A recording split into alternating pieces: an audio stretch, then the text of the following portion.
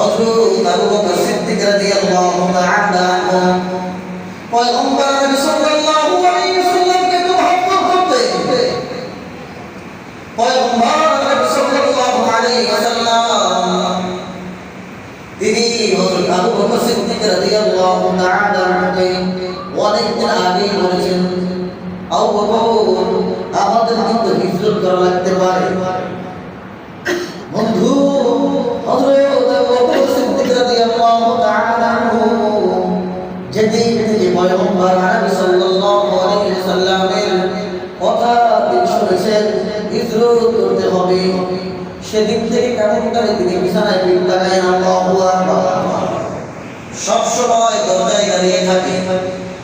হঠাৎ একদিন পয়গম্বর নবী সাল্লাল্লাহু আলাইহি ওয়াসাল্লাম তীরন্দাজ হয়ে গেছে রাত্রিবেলায়। মক্কার কাফেররা আমাদের পয়গম্বরকে মারতে চায়, মারতে পারবে কিনা না, মহান আল্লাহ তাআলা তাদের চোখের উপর ধুলো মেরে দিয়েছে। পয়গম্বর সাল্লাল্লাহু আলাইহি ওয়াসাল্লাম চলে গেছেন।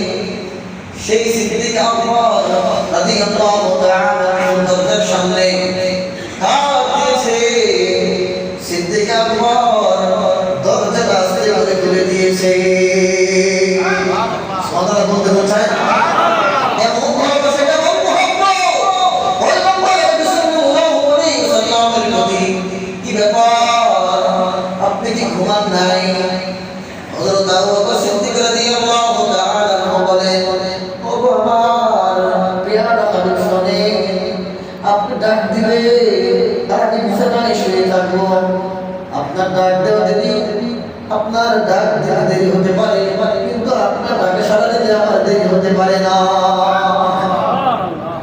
সিদ্দিক আকবর রাদিয়াল্লাহু তাআলা আনহু রওনা হয়ে গেছেন। পয়গম্বর সাল্লাল্লাহু আলাইহি ওয়াসাল্লাম বলে, আবু বকর বাড়ির সবার কাছ থেকে বিদায় নিতে হবে না। হযরত আবু বকর সিদ্দিক রাদিয়াল্লাহু তাআলা আনহু বলে, ওগো আল্লাহর নবী, আমি প্রত্যেকটা দিনে আমার পরিবারের সকলের কাছে বিদায় নেই। তারা দুজনে রওনা হয়ে গেছে। হযরত আবু বকর সিদ্দিক রাদিয়াল্লাহু তাআলা আনহু রওনা হয়ে গেছে। একবার পয়গম্বর নবী সাল্লাল্লাহু আলাইহি ওয়াসাল্লামের ডানে যান, আবার দৌড়ায় বাম দিকে চলে যান, আবার সামনের দিকে চলে যান, আবার পিছনের দিকে চলে যান। পয়গম্বর সাল্লাল্লাহু আলাইহি ওয়াসাল্লাম বলেন, আবু বকর কেন এমন করবে? একবার ডানে যাও, একবার বামে যাও, আবার দিকে আবার সামনের দিকে যাও। হযরত আবু বকর সিদ্দিক রাদিয়াল্লাহু তাআলা আনহু বলেন, ওগো পয়গম্বর, আপনি সবচেয়ে কষ্ট করাতে হিজরত আপনার, আপনি এত কষ্ট করে রওনা হয়ে গেছে, আপনি কিন্তু পারতেন নওজোয়ান হযরত ওমর ফারুক রাদিয়াল্লাহু তাআলা আনহুকে সফর সঙ্গী হিসেবে গ্রহণ করতে। আপনি কিন্তু পারতেন হযরত আলী রাদিয়াল্লাহু তাআলা আনহুকে, আপনি কিন্তু পারতেন হযরত উসমান বিন তাইব রাদিয়াল্লাহু তাআলা আনহুকে নিয়ে যেতে, কিন্তু না, আপনি একজন আমাকে বন্ধু হিসেবে আমাকে গ্রহণ করেছেন। আমার তো ভয় হয়, না জানি কোন সময় কোন দিক থেকে আপনার উপর দিকে লাগে। এজন্যই দাদু বাবা ডান দিকে একবার যায়, মনে হয় শত্রুরা আপনাকে তীর নিক্ষেপ করবে, আবার বাম দিকে চলে যায়, মনে হয় শত্রু মনে হয় আপনার দিকে তীর নিক্ষেপ করবে। ও ভয় আমি চাই না আপনার একটা তীর আঘাত লাগুক, সব তীরের আঘাত যেন আমি আপনার বলেন শরীরে লাগে।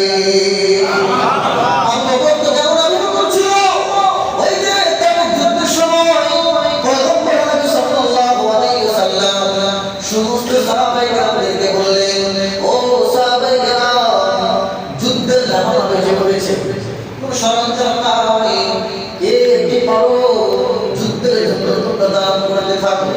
সকলে অনেক কিছু দান করলেন। হযরত ওসমান রাদিয়াল্লাহু তাআলা আনহু তিনি অনেক কিছু দান করলেন। ওমর ফারুক, হযরত আলী তারাও দান করলেন। কিন্তু হযরত আবু বকর সিদ্দিক রাদিয়াল্লাহু তাআলা আনহুর কাছে তেমন কিছুই নাই।